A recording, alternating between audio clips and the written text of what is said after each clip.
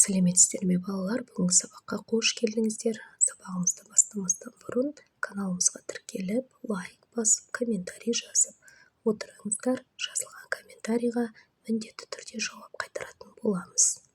Бүгінгі сабақ 53-ші сабақ, тақырыбы асыл сөз.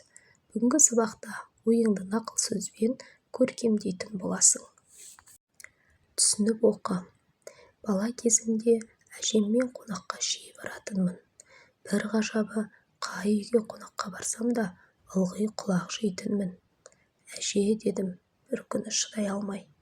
Маған неге құлақты ұстата береді? Әжем маған мейірлене қарап былай деді. Ата-бабаңның дәстүрі солай. Үлкендердің жас балаға құлақ беретін себебі, жақсы сөзге құлағы түрік болсын, айтқанды тыңдап өссін дегені. Екінші тапсырма, мәтінді пайдаланып түсіндіріп көр. Су анасы бұлақ, сөз анасы құлақ, жол анасы тұяқ. Енді балалар осы сөздерге түсіндірме жасап өтейік. Су анасы бұлақ деп отырған себебіміз, судың алғашқы шыққан жері бұлақ екен, ал сөз анасы құлақ дейді. Сөз анасы құлақ деп отырғанымыз, біз бірінші сөзді естіп, үшінші тапсырма, өлеңді тыңда. Асыл сөз. Атам менің аманда әдепті жан бол деген асыл сөзді санамын. Түсіне алады үлкенге жол берем. Ал жол аясы тұяқ, жол анасы тұяқ деп отырғанымыз, біз жолды жүру арқылы жеңеді. Сәлем балалар, осылайша түсініп берсек болады екен. Кіші пейіл бол деген. Асыл сөзі санамда, мақтанбауды жөн көрем. Өзімді мен өзгеден санамаймын жоғары. Әуес боп жел сөзбенен көргенім жоқ мен әлі. Атам менің аманда, әділетті бол деген. Асыл сөзі санамда, жүрем әділ жолменен.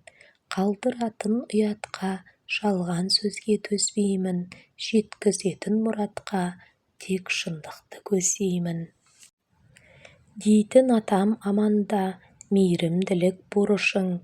Қадірлі қарт адамға берем ылғи қол ұшын. Орындаймын табанда, тілегінің бәрінде.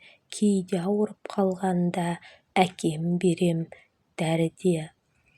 Атам менің аманда, бол дейтұғын тіл алғыш. Асыл сөзі санамда, алып жүрмін кіл алғыс.